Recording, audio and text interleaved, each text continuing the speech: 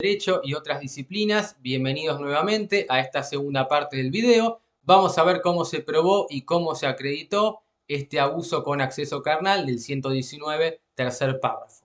Entonces tenemos que la víctima relató ante tres organismos diferentes en un corto periodo de tiempo cómo fueron los hechos: la Comisaría de la Mujer, el Ejército Argentino y el Juzgado Federal número 3 de Mar del Plata, con las distintas fechas que están viendo aquí. Entonces, llevó adelante un relato que resultó coherente y coincidente, es decir, lo que dijo tenía una razón de ser, un fundamento, tenía lógica, con la denuncia original y con los demás elementos probatorios que fueron incorporados en el expediente y que se van a valorar, ¿no? TIM no solamente relató los hechos sufridos, qué fue lo que le pasó y cómo vivenció todo esto en las tres oportunidades que fueron documentadas, sino que también lo tuvo que hacer en numerosas ocasiones al denunciar verbalmente los mismos ante sus compañeros de trabajo o superiores. Entonces, no solo lo hizo ante estos organismos, sino también lo hizo ante sus pares y superiores. Esta circunstancia se encuentra corroborada, entonces esto está perfectamente acreditado y supera el principio de indubio pro reo, que es toda duda razonable acerca de si ocurrió o no ocurrió este hecho. Claramente ese indubio pro reo ha sido sorteado y pasado por alto por las declaraciones prestadas en sede administrativa y en sede judicial por parte de Carlos Roberto González, quien fue la primera persona que tomó contacto con TIM al día siguiente de los hechos. Bueno, y acá nos cuenta entonces qué fue lo que pasó González, esto que pueden ver aquí en pantalla. Que bueno, la notó rara, le preguntó si estaba todo bien y ella dice que no se había presentado. Yo le pregunté por qué no se había presentado, bueno, todo esto que están viendo aquí en pantalla. Después le relató la totalidad de los hechos y de la manera más detallada al teniente coronel Héctor Armando Ignacio Ramírez. Bueno, tenemos el testimonio de Ramírez entonces, que también le cuenta los hechos, esto que fue a tomar mate y bien cómo fue que pasó todo esto. Otra vez volvió a relatar lo ocurrido, esta vez ante Paola Leandra Guarnieri, que fue la médica, quien en su declaración dijo, le preguntó qué le había pasado. Ella me dice que el día anterior a la tarde fue abusada, que se fue a presentar con Vizcarra para hacer la salida, porque ellos tenían que avisar que iban a salir del cuartel. Y bueno, y aquí después habla del forcejeo, que la obligó a quitarse la ropa y luego se produjo la penetración y ese abuso con acceso carnal. Prestó declaración Mayra Micaela Gaudizo, que es quien es amiga de TIM, que es la chica con la amiga con la que se iba a ver en ese momento y que había intentado hablar con ella en tres ocasiones sin poder comunicarse porque justamente en ese momento le había apagado el teléfono y estaba en esa situación en la que estaba por ser gravemente ultrajada en forma grave, más grave, digamos, para que no se confunda con el 119 segundo párrafo. Bueno, otra de las personas que presentó testimonial fue Luisa Dian Ramos. Entonces, bueno, vemos que todas las personas que brindaron declaración testimonial, que son un montón. Si bien ninguna de estas personas estuvo presente al momento del hecho, dado que una de las características de este tipo de delitos es que ocurre dentro de cuatro paredes, donde no hay testigos más que la propia víctima, en todo momento mantuvo un único relato creíble y coherente, el cual transmitió a todas las personas por el hecho de violencia que padeció. Bueno, obviamente, entonces aquí lo que se usa es una prueba de indicios, que son determinados hechos, circunstancias que conducen a arribar a un resultado.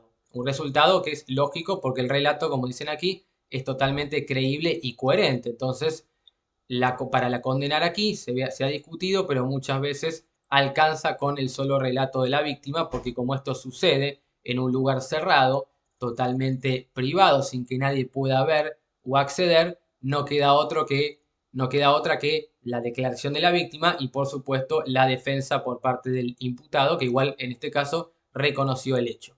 Se le tienen que sumar los elementos de prueba puramente objetivos que ratifican sus dichos.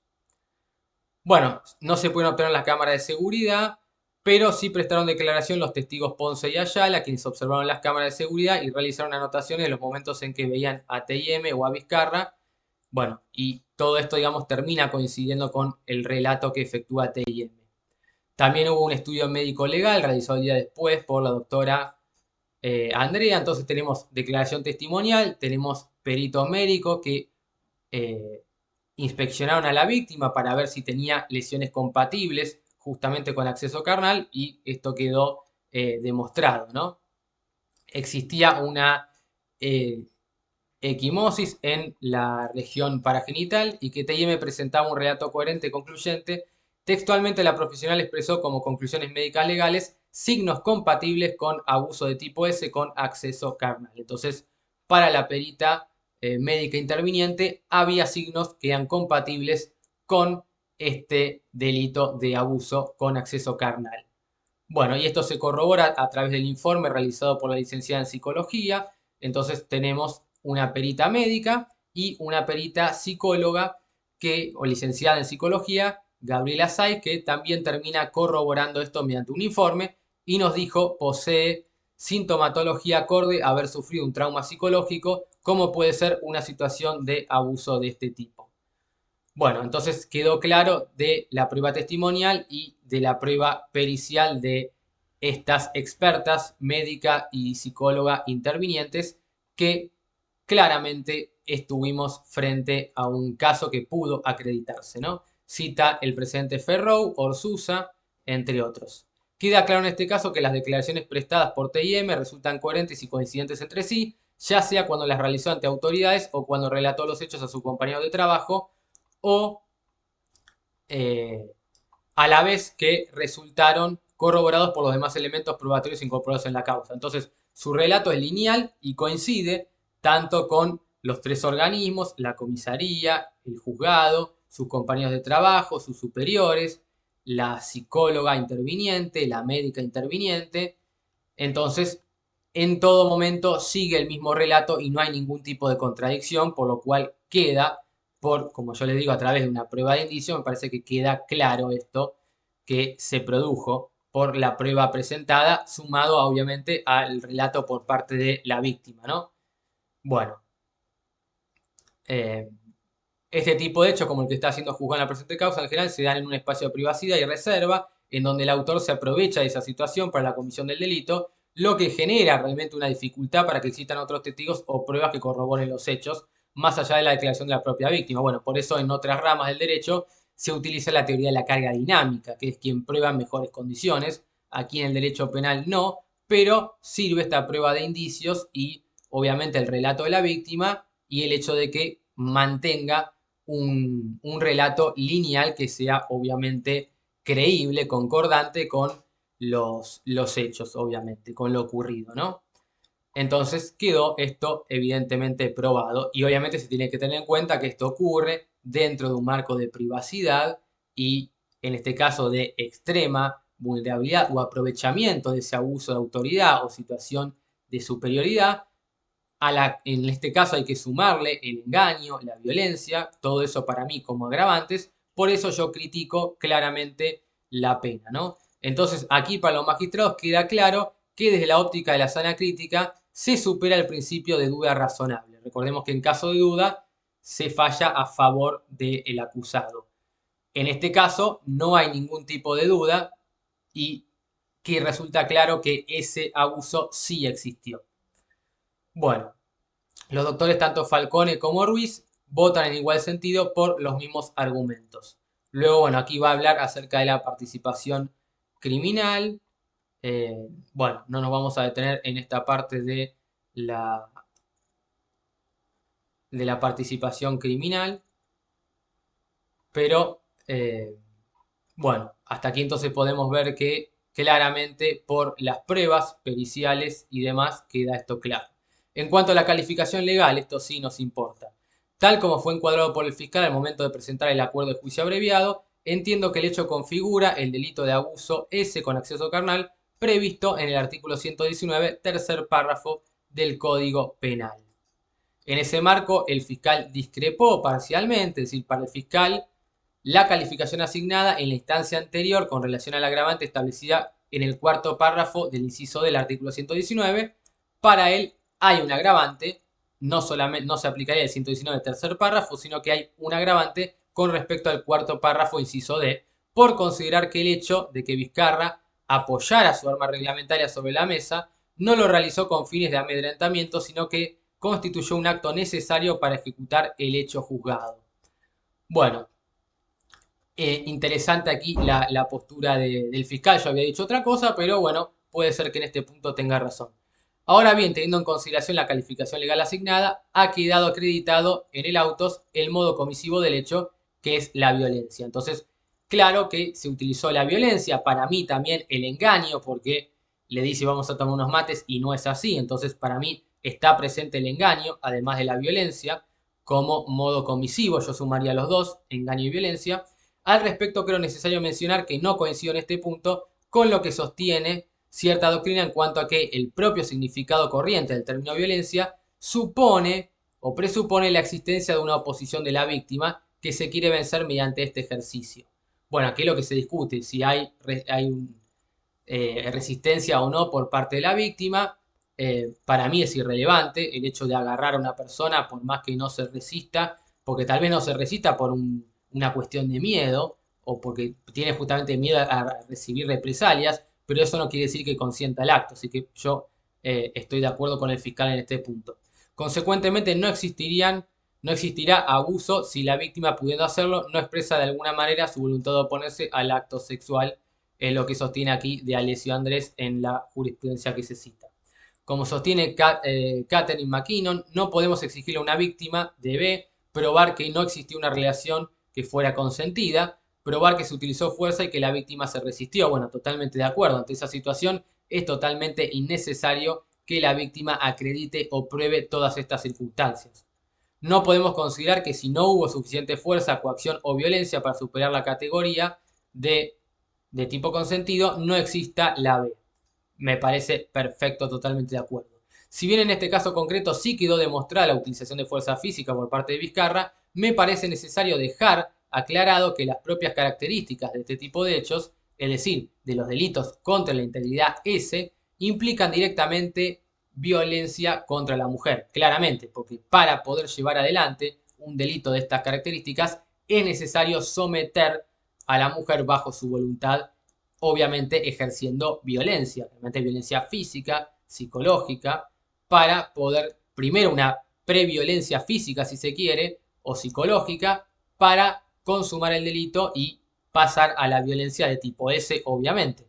Recuerden, todos estos tipos de violencia están legislados en el artículo 5 de la ley 26.485 de protección integral contra la mujer.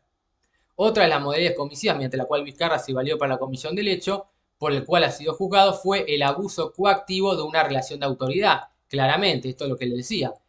¿Hay abuso de autoridad? Seguro, porque se valió para facilitar la comisión del hecho, utilizó esa autoridad que tenía sobre la mujer. Perfecto. Entonces, para mí hay un triple agravante por abuso de autoridad, violencia y engaño. Ha quedado claro que Vizcarra ostentaba una jerarquía superior respecto de TIM dentro de una organización estrictamente vertical como es el ejército argentino. Bueno, dentro de el poder ejecutivo o de esta fuerza de seguridad hay claramente una relación de jerarquía donde uno tiene que obedecer a otro y llevar adelante distintas acciones por esto, ¿no? Y de ahí es cuando se criticó la obediencia debida y demás, que hoy se ha sorteado esto. Pero Vizcarra le impartía orden, como sentate ahí, es una orden, le tenía que pasar revista de su tatuaje, apagando su teléfono. Bueno, claramente vemos que hay un sometimiento y un abuso de esa jerarquía o posición, ¿no? En términos civiles habríamos de abuso de posición dominante. Entonces, me parece realmente claro. Si bien la violencia ejercida por Vizcarra descarta la modalidad de comisión descrita en el párrafo anterior, no puede pasarse por alto que se valió de esa relación de superior jerárquico para la comisión del delito aquí analizado. Claramente utilizó eso como facilitador para la comisión del delito. Me parece que no hay ningún tipo de duda. Con relación a este tipo penal en concreto, el hecho se materializa, es decir, se lleva adelante y se efectúa o se termina concretando cuando mediante las circunstancias típicas a las que se refiere el artículo 119, primer párrafo, hubiese acceso carnal, lo cual ha sido acreditado en el presente hecho, en tanto Vizcarra logró penetrar a la víctima. Entonces, el 119 primer párrafo nos dice, mediante intimidación, violencia, engaño, abuso de autoridad, aprovechamiento de una situación de inferioridad, vulnerabilidad, etc. En ese momento no resulta necesario que el acto sexual alcance la perfección, que se produzca la eyaculación, ni que la penetración sea completa según D'Alessio. Entonces, con que la penetración dure 1 minuto o tanta cantidad de segundos alcanza para que el delito sea consumado. Totalmente de acuerdo. Señaló expresamente que el imputado alcanzó por al menos unos instantes, pudiendo finalmente empujarlo y quitárselo de encima. Bueno, por más que haya sido por unos instantes, queda consumado y no corresponde para mí menos pena, una reducción de la pena, atenuantes ni nada. Bueno, adhiero al voto entonces de Portela con las siguientes particularidades. La existencia del cuerpo del delito de violación cuando se trata de delitos cometidos en las sombras, es decir, bajo privacidad o condiciones en las que nadie puede acceder, sin testigos presenciales, requieren del análisis de toda la información que permita reconstruir el suceso y tal como ocurre en este caso, la prueba indirecta resulta dirimente. Claro, se necesita ir mediante vías independientes, otro tipo de pruebas que ayuden a esclarecer y poder tener por probado o acreditado la comisión del hecho, en este caso de este delito de abuso sexual con acceso carnal. Ha precisado las circunstancias relevantes, bueno, esto que vimos aquí, se ha explicado claramente el voto que antes el recorrido realizado por la víctima, las lesiones sufridas, la angustia que le produjo la sorpresiva actitud del acusado, bueno, todo esto que estamos viendo aquí. Eh, bueno, así que finalmente lo que terminan, digamos, concluyendo es condenarlo a una pena de 6 años de prisión, que a mí me parece realmente muy, muy poco, ¿no? Aquí se habla del agravante del 119 inciso D, que exige que el hecho sea cometido por dos o más personas, entiendo en calidad de autores, por lo que evidentemente el legislador argentino toma distancia de considerar el delito de B como delito de propia mano, bueno, sigue citando jurisprudencia de Zaffaroni y demás. Así que bueno, gente, espero que les haya gustado este video y nos vemos próximamente. Un saludo muy grande para todos.